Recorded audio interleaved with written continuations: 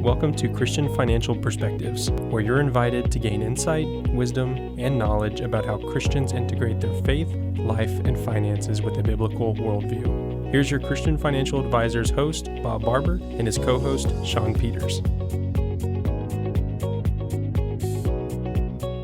Welcome to another episode of Christian Financial Perspectives. We're so glad that you joined us today, or tonight, depending on what time it is when you're watching this. And if you enjoy videos on financial topics from a Christian perspective with scriptures, we'd love for you to smash that subscribe button, like this video, and maybe share it with your friends. Now today, we're going to be covering the different types of financial advisors. Bob, can you give us a little overview on this? We've kind of covered something like this before, right? Yeah, 4 months ago, actually, nearly to the day, we did a program called 21 Questions to Ask a Financial Advisor. And I believe this goes a little bit deeper because you got the questions down, but what about the different types of financial advisors? So a little more explanation of what are the actual different types, not from the perspective of here's the list to bring with you. Right. Okay. Yeah, that's right. And different advisors fit, it's different advisors for different people. Right. Different needs and wants. Right. Yeah. Exactly. Now, Shawn, I know that you came up with some interesting scriptures from the Message, talking about seeking advice. That's right. This is my son-in-law that came up with this, all right? These are some pretty tough scriptures, so he's going to go over them. I think they're fun, though. I think if scripture is convicting, then maybe it has there's maybe something there for it. Yeah, maybe there's something there for it, yeah. Okay. Now, I put these in here from the Message, and I know everyone probably has their preferred translation for the Bible, but I personally like the NASB as well as the Message, because NASB is a little more of a direct word for word, kind of like King James, a little more direct from the original Greek and Hebrew. And the Message, I like it because the translation is more of, okay, here's like a couple verses together. What was the original intent of the actual original Greek and Hebrew? Because we have one word for love, but Greek has 4 words for love. So anyway, that's why I like the Message. Sounds like some of your background when you went to Liberty University, where you found out about this too. Yeah. So that's why I like the Message. It's a little more hard hitting. Okay. All right. To the point. So well, we are Christian financial advisors. With that warning. So. With that warning. Here we go. Here's Proverbs 12:15. Fools are headstrong and do what they like. Wise people take advice. Which I think these scriptures on advice and counsel kind of fit with seeking a financial advisor. I want to be that wise person. Yeah, exactly. Proverbs 14:24. The wise accumulate wisdom. Fools get stupider by the day. Wow. I think probably the NASB or some of the other translations might say, tactful. The wise build wisdom and fools neglect it. That might be a little more diplomatic way. Fools despise wisdom and knowledge. That's what it is. Yeah. I remember that because I remember the scripture. Which sounds a little more nice way of saying it. Saying that stupider. Golly. Proverbs 15:12. Know-it-alls don't like being told what to do. They avoid the company of wise men and women. And then we have, I've got 2 more for you. Proverbs. That's one of my favorite scriptures, but from the NIV version. The Proverbs 15:22. Plans fail from lack of counsel, but when good advice they succeed. That's right. And in the Message, it's refuse good advice and watch your plans fail. Take good counsel and watch them succeed. I like success. That's right. And the last one, Ecclesiastes 7:11. Wisdom is better when it's paired with money, especially if you get both while you're still living. Double protection, wisdom and wealth. Plus this bonus, wisdom energizes its owner. Okay, so we're hoping to give wisdom today. That's right. We're hoping this wisdom will not offend you, but will energize you and make you more prepared to find the right financial advisor.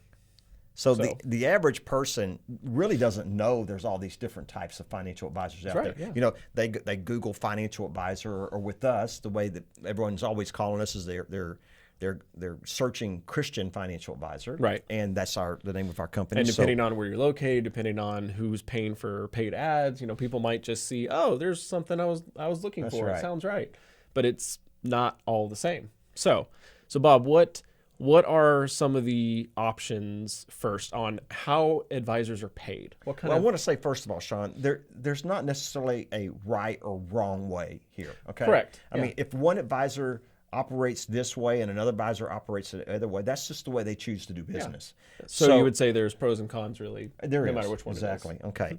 So the first thing I think is important to understand when you're looking for a financial advisor, and a lot of people are looking today, especially as more and more people retire. We had the bear market last year. There's a lot of switching that goes on after that. Okay. You have a bad year and everybody's like, I want to go find a new financial advisor. Okay. The first thing is how the advisors are paid. Are they commission-based or fee-based only, or are they hybrid? Okay. Okay. Okay. Now, in each one of these, we're going to point out what Christian Financial Advisors is in these three. So the commission-based, is very based. That's how they're paid. They're paid whatever they put you in. They're paid a commission. Right. So a one-time fee, and depending on what the product is, depending on the situation, they're paid anywhere from, say, a few percent, 5%, maybe up to 10%? It could be. It could be that high. Okay. And some of them have what's called a trail commission that they could get to, maybe 25, well, I say a quarter, 25 basis points. Nobody knows what that means, but we do. But a 1/4% up to maybe a half or even 1. Yeah. Okay. Then there's the fee-based advisor, and that's what we are. We're fee-based, fiduciary only based advisor, and that's where we are actually paid by the client. We're not paid by anyone else. Okay. Right. And then you have what's called your hybrid model. And a lot of advisors work from the hybrid model, meaning that they handle commission-based products and they charge a fee also. Right. So that's what you want to ask when you're looking for an advisor.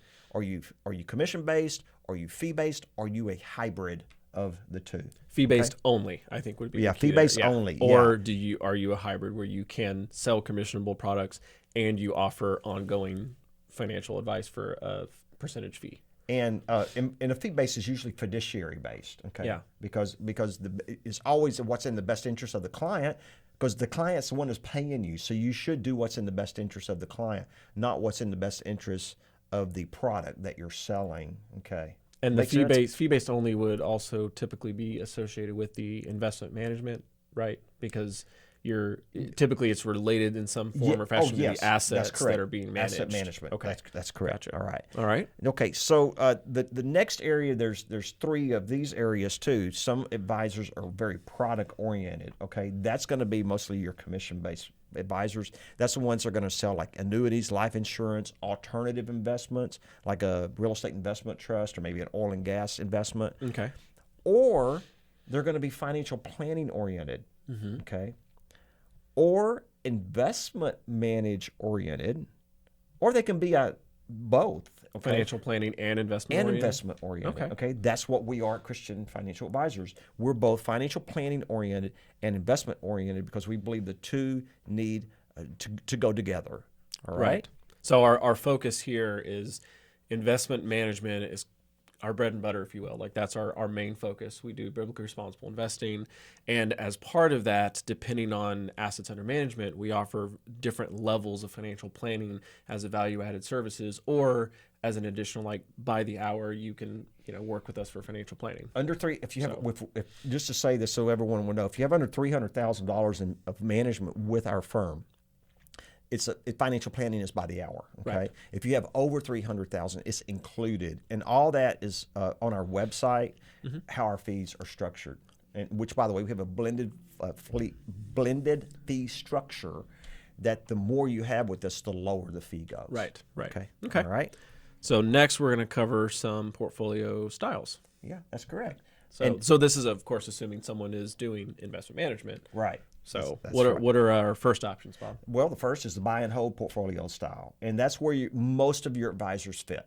They're going to put you in an asset allocation model. It's going to be either a growth model, a balanced model, or a conservative model, and they're going to put you in that. It's going to be a buy and hold through thick and thin, down markets, up markets, etc. Okay. And do they usually have some sort of automatic rebalancing where say every quarter it will rebalance and the positions don't change, but it just rebalances regardless of what's going on? That's right. Okay. And we just did the program about a month and a half, 2 months ago on how to diversify. Okay. The next style of a financial Diversification 101 for those who want to check is that it what out. it was? Just Yeah, look it was back on the channel. three-part. It was a three-part series. Okay. The next style is what we refer to as a tactical portfolio style. That's what we use here. Okay. And how is that different than the buy and hold? The buy and hold is the tactical is going to attempt to sell at highs and buy at lows. Okay. So we wouldn't automatically rebalance every quarter in a style like that. It would be we rebalance when as needed. Okay. That's correct.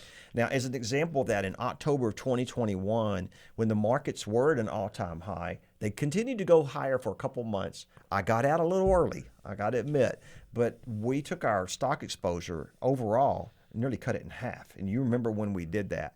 And then last year when the markets were way that was down, in our moderate balance accounts. We didn't necessarily go that low in like our aggressive. Aggressive growth. No, we went down to, I think, about 75% from 95%.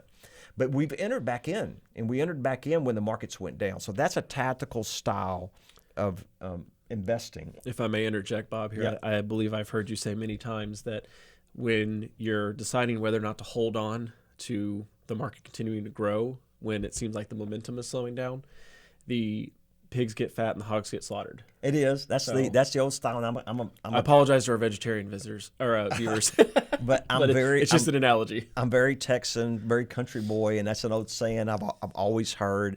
And I'm also I have kind of a Warren Buffett style. When the markets are at all-time highs, the emotions chart. We need to show that emotions chart right now, and you'll see that is that. When everybody's wanting to buy, that's when I'm saying it's time to sell. When everybody's wanting to sell, that's when I want to buy more. Okay, so you never really hit that top full, like the top. You never really buying in at the absolute bottom, but it's using that kind of an idea, that contrarian theory helps to try to get near the top, right? And you try to get near the bottom is the goal with that. And we're active. That's a tactical style portfolio is very actively managing. It's not a buy and hold. Okay. And then some advisors also what they'll do is they'll hire third-party managers to manage. So we got the two different styles. We got buy and hold. We have tactical, right. And then we have two different ways of how those styles are managed. Right. That's correct. Okay. So either a third party, right. which would mean someone else is monitoring that either buy and hold or tactical on your behalf, or like what we do here at Christian Financial Advisors, we actually manage that in-house. Bob, of course, is in charge of our investment management. Been doing this for 3 decades or so, a little bit of experience. Too long, nearly. But I hope to be doing it another 20 years. That'd put me at 50 years, wouldn't it? Yeah, keep you active. Yeah, it sure would. So that's how we do it here. Okay. So next, the type of advisors there's the independent advisors. Okay. Which is what we are. Correct. Okay. We don't have a big parent company that tells us specific investment strategies or portfolios or types of holdings that we have to use. That's right. Yeah. And then you have your larger, you have a captured advisory firm. So what do you mean by captured? Well, that's going to be your well-known names. I'm just going to name some of them. It's okay, I think. Like Wells Fargo Advisors or Merrill Lynch. So maybe they're associated with the bank or Edward Jones, I guess, would be another one too. Yeah. So those are what we refer to as the captured advisory firms. And I'm not saying there's a right or wrong on either way. Of course, yeah. But they have more of a, they're a lot larger and they have to stick by that style. Yeah. So it's kind of the difference between, an independent local restaurant versus some sort of franchise, which again, nothing wrong. Like they both serve food, but it just depends on what you're looking for. That's correct. Yeah. That's right. Okay. And then the next we have what we would say values versus profit only approach. Now, that has to do with investing. Mm-hmm. Okay. And we've spoken a lot about this. I mean, you can go back into our archives and find a lot of information about biblically responsible investing. Okay. And that's our approach here. We strive to stay away from companies that are involved in immoral agendas according to biblical guidelines. Yeah. And we strive to look for the companies that are doing good. Yeah. For even society. If they're not Christian, just they're making a positive impact on society. So really those are the two options. You have investing in a company, regardless of what they may support or be involved in, just do the financials look good? That's right. And then what we do is we look at, are the financials good? But we also take the approach of, like what you were saying, both the positive and negative screens to look for companies that are making a positive impact on our world. So the majority of advisors are not biblically responsible. Right. Yeah. I mean, that would probably, you'd probably say 90 to 95% advisors. But as not. believers, as Christians, we feel that it's very important that what you own, what you invest in, how you make money is just as important as making money in the first place. That's because of the scriptural guideline from Proverbs 24. It says, the earth is the Lord's, 24:1. The earth is the Lord's and everything in it. So we feel like that we've taught here is it belongs to God and we're managers. Therefore, we should be good stewards of what God has entrusted to us. That's correct. Okay? That's correct. And so the next thing we have is the advisor you might want to hire or work with, are they team-oriented in their approach for clients, or is it more individually oriented where each advisor is kind of doing their own thing, for their clients? And anytime that client thinks, I need help, they're going to go to that individual. Okay. Right. Or do they contact the team, and the team is set up in a way where, maybe you prefer to talk to your advisor, but maybe if they're not available, one of the other advisors or service team is available. So we're the team approach side of it. Shawn, as you know, I don't know how to do a form. I haven't done a form. Filled out a form. You probably know how years. To do it. You're just a little rusty. Yeah, exactly. Yeah. So I take the team approach and hire experts in things that I don't like to do, and I'm not good at. That's called delegation. Okay? So, right? but plans fail from lack of counsel. When the advisors they succeed, and we all have different spiritual gifts, and I like to use those gifts here in the firm. So that's why we have a team approach here at Christian Financial Advisors. We work off of each other's strengths and use those strengths to balance each other's weaknesses. So we just have a couple more? Yep. We got the new way or the old way. Well, I think you could go into this first on the new way because you're the one behind technology here. A little bit. So a technology-driven approach, or a little more old-fashioned paper print style, and in-person meetings, filing cabinets. So we take the technology-driven approach, and that includes a lot of things: Zoom/video meetings, depending on your preference. Things like DocuSign electronic signatures, online accounts and portals, texting, email, having an online that portal for being able to share files securely. We use a service called eMoney that allows us to do not only that, but also financial planning, having a smartphone app, etc. I always say that technology shouldn't replace people. What technology should do is make it more efficient for people to communicate with one another. Right. And if there's something that a human isn't really adding any value to, but it needs to get done, a computer should do that, because then we have more time one-on-one with people. That's what the point is. And because of technology, it allows us as a Christian firm to serve Christians nationwide. That's right. And even in our own hometown now, it's funny how many people have chosen to go with the Zoom online meeting. I prefer them to come in. I like meeting with people. I'm a people person. But I can see why, especially as busy as San Antonio and Austin are. If they live in San Antonio, they like to do Zoom. They don't want to get on 35, and it takes 45 minutes to an hour to get here, to get back, and they can just do a Zoom meeting in 45 minutes total. Even if, Bob, it only takes 10, 15-minute drive, well, round trip, you're now talking 20, 30 minutes. And so if someone has, say, hey, I've got an hour for lunch, so I have time, well, they could jump on the computer, have their meeting, kind of maybe while they're eating lunch, and then they're right back to it. They didn't have to spend any time driving. So that has definitely happened where people realize it's not just because you can't go in person, it's just more convenient to meet digitally. I never realized, how much we use DocuSign is amazing. It makes it so much easier. So we got our last one, right? Our last one. So is it Christian or secular, which we covered a little bit, but this goes in a little bit more of the advice. So is the advice simply how much money can you make and what are you saving for retirement?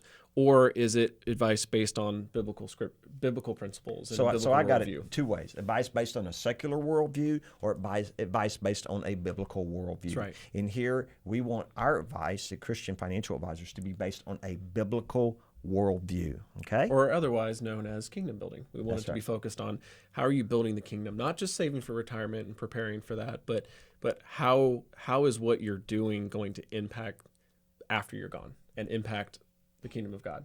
So well, there you go. That's a lot of information to go with, and you might want to watch this a couple of times. Remember, I pointed out at the beginning, you might want to go back to episode 130, which we did 3 or 4 months ago. That was on 21 questions to ask a financial advisor too. But hopefully we've helped you to understand all the different types of financial advisors, and then you can go back and look at that and the questions to ask once you choose that financial advisor.